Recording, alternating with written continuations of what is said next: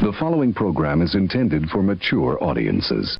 A democratic republic of sports. The Sportsocracy with ESPN Asheville hosts Tank Spencer and Jeremy Greene. And welcome into the Wicked Weeds studio. I'm Tank Spencer. Jeremy Greene's alongside, continuing with our NFL draft prep. Hit subscribe so you see all of the 7-round mock draft videos for each and every team. Share it with your friends as well, because their team's covered here too. And once you are subscribed, of course, you'll get all of our content as it goes out, and you'll be with us as we do all 3 days live from the Wicked Weed studio on the NFL draft, our instant analysis for each and every pick, rounds 1 through 7. Yes, we're doing it all just for you. And now it's time to talk about the 7-round mock draft for your Super Bowl champion Tampa Bay Buccaneers. Fire them cannons! By golly, put more powder in those damn things. 22 starters, all back from the Super Bowl. Sewn up Antonio Brown. He's the latest one, the last piece to the puzzle, and for the first time in franchise history, you're going into a draft thinking, we don't really necessarily need anything. Of course you don't. So we're in a best player available situation. Yeah, and of course this mine pissed me off because you wound up with the best safety in the draft just sitting there waiting on you. At number 32, you got him taking Trayvon Moehrig, the safety out of TCU. I mean, there's not much to pick apart on this guy. You know, 6'2", 200 pounds, rangy guy. I think he can play free safety. I think he could play strong safety if needed to because he's a good enough box safety to do that. Range is not special. He's not going to be a single high safety. You have Antoine Winfield, so I don't think it's a fucking problem. Yeah. Other than that, his balance is off sometimes. You know, he can get turned around. That's all you about got. all I got. That's all you got. He's a high-level safety. He had his best games against the best teams he played.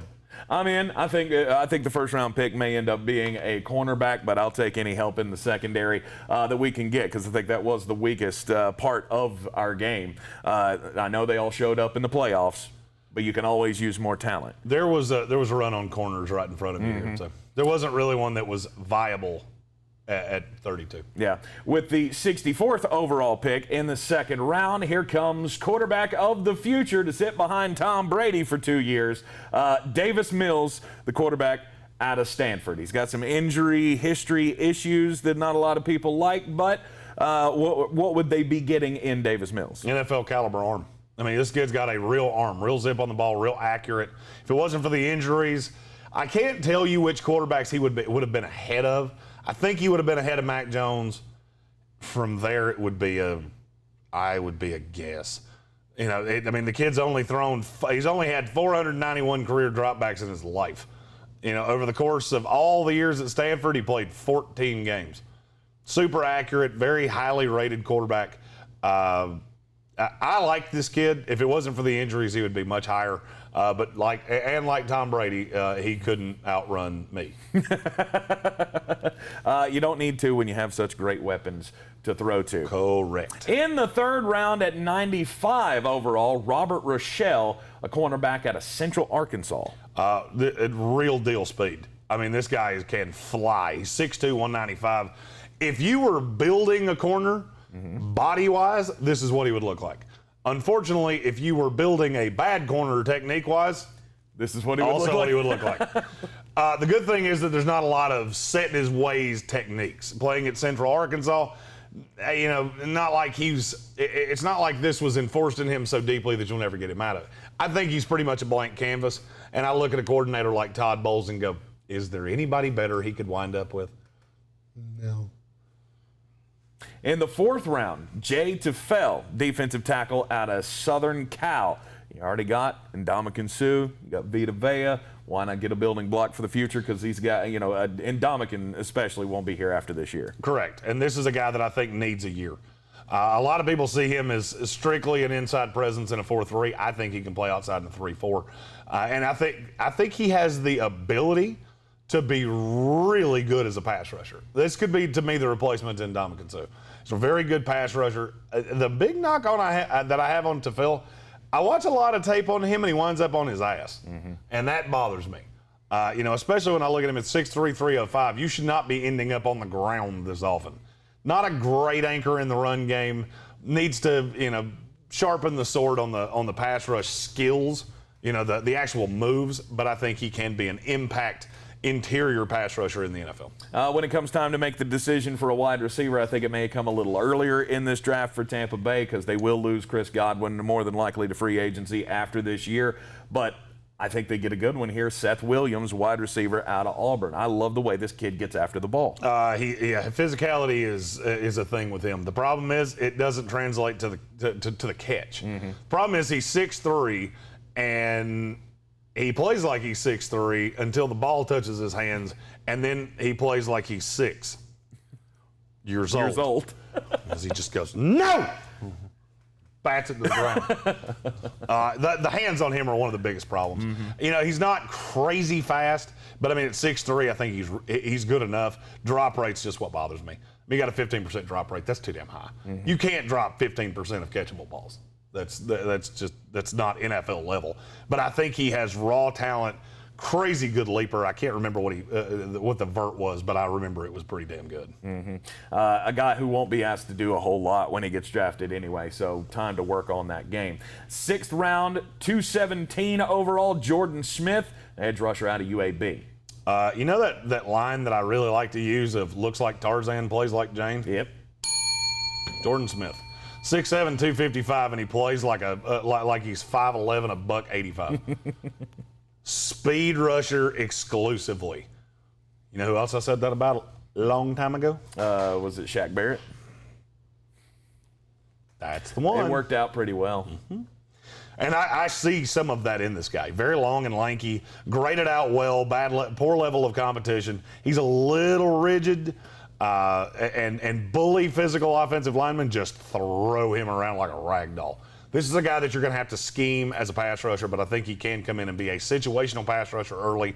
And I look at what they did with Shaq Barrett and go, hey, if you can do that with him, this kid is more physically imposing than Shaq Barrett will ever plan on being. So if you can get that much out of him, you might be able to do something with Jordan Smith. All right, 2 picks in the 7th round for the Tampa Bay Buccaneers. 251, Sedarius Hutcherson. He's a guard out of South Carolina. Super athletic, 6'4", 320, can move in a way that, there are guys that are 255 in this draft playing linebacker can't move like Sedarius Hutcherson can. Incredibly explosive. Here's the problem. His technique sucks. Plays out over his toes. Balance is terrible. He ends up, bull rushers just pounce on him often because if you get into his pads early, his balance is so bad that he can get knocked off.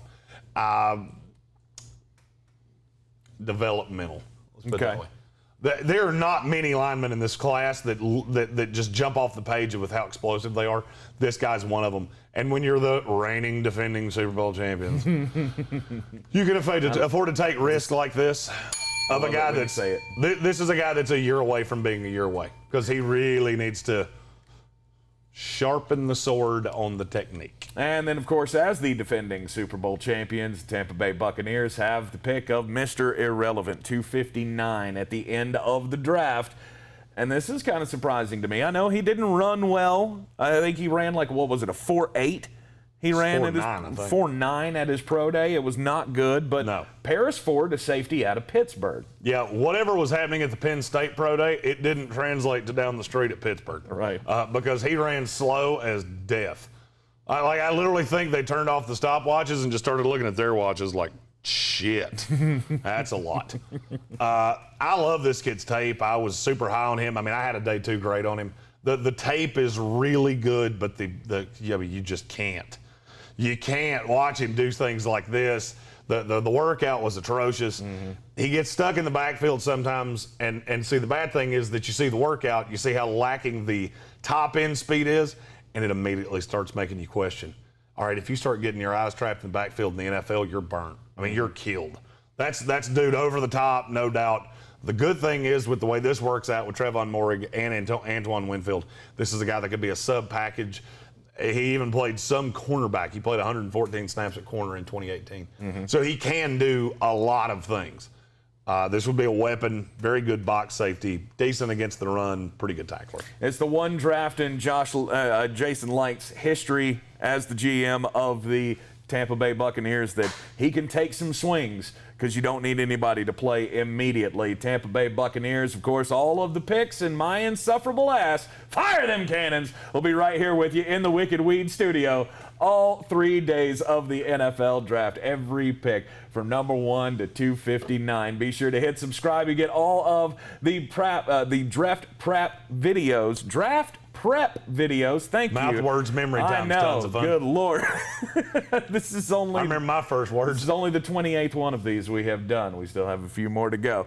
Be sure to subscribe to the channel so you get all of those videos as they come out. Join us right here in the Wicked Weed studio and the Sportsocracy live for all 3 days of the NFL draft. I'm Tank Spencer. He's Jeremy Greene, and we'll see you next time.